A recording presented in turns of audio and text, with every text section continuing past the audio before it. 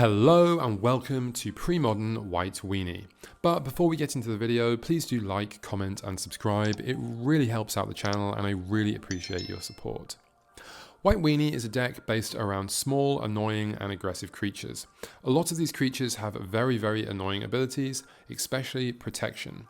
Protection says that these creatures can't be damaged, enchanted, blocked or targeted by things they have protection from. Most things have protection from a colour, such as red or black, but some do have protection from things like creatures or instants and sorceries. These cards can give absolute headaches to our opponent, making them extremely difficult to kill or block, especially against those mono-coloured matchups. And Mother of Runes can give anything protection from any colour at instant speed, which is really strong. For the beatdown, we also have shadow creatures. These creatures are sort of a pseudo unblockable, as they can only be blocked by other creatures with shadow, which is almost nothing. Damage from these can really add up, and there are actually quite a few good efficient shadow creatures if you want to build a shadow deck. We also have a lot of efficient beaters, such as Savannah Lions or Whipcorder, and of course Exalted Angel, which is an absolute powerhouse in the format and can end games quickly. There are also a whole host of annoying disruption creatures. The most common would be Meddling Mage, as it's very easy for these decks to splash blue, but there really are quite a lot of options at creatures that can also disrupt our opponents. And talking of disruption, all of these decks will play mass land disruption either in the sideboard or the main. Armageddon is the most common, but Cataclysm is also great against those other creature heavy matchups. And for interaction, we have a lot of disenchant effects. These are super useful in the format and especially depending on the matchup. And of course, it's a white deck, we're bound to be playing Swords to Plowshares, but this one can also pack Cursed Scroll for some extra creature damage, or for finishing our opponents off in those long grindy matchups. And these lists also have the option to play Anthem effects. Divine Sacrament is absolutely brutal if you can get the threshold, but be aware it does pump our opponent's white creatures as well, so you do need to watch out for those opposing Decrees of Justice. Generally, most decks don't tend to play Anthem effects, but the whole thing of White Weenie is just there are so many options. You can also play a build with Weathered Wayfarer and all of the utility lands. Really, there are just so many ways to play this deck. And speaking of utility lands, being a monocolored deck, it means we can play a whole host of great value lands.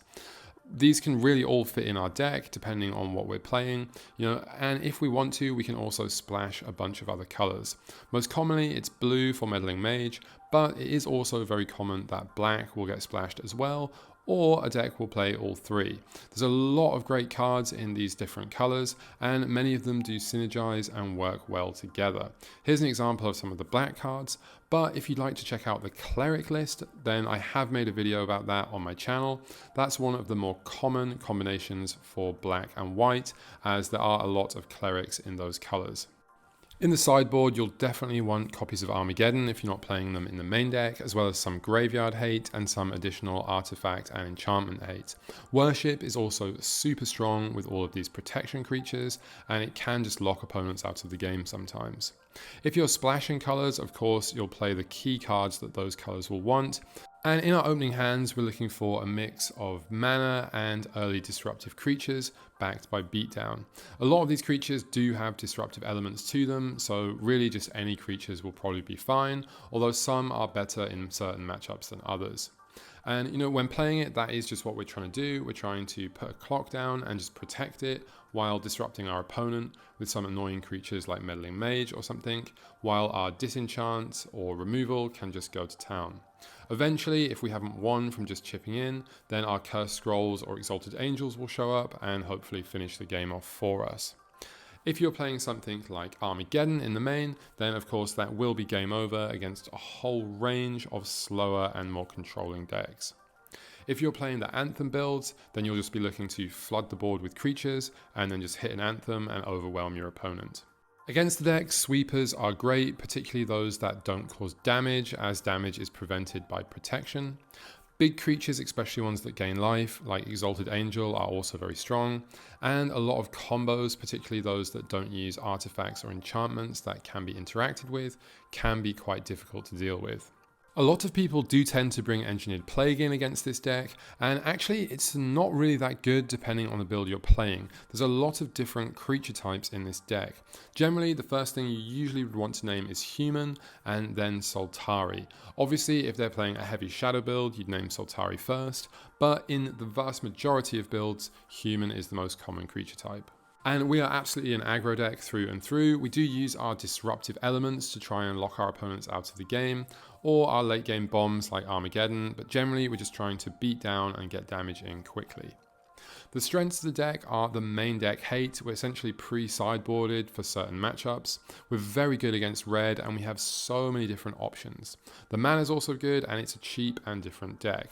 The downsides are it's super fair, and it can be very, very slow with weak disruption, especially if you're not splashing black for something like discard.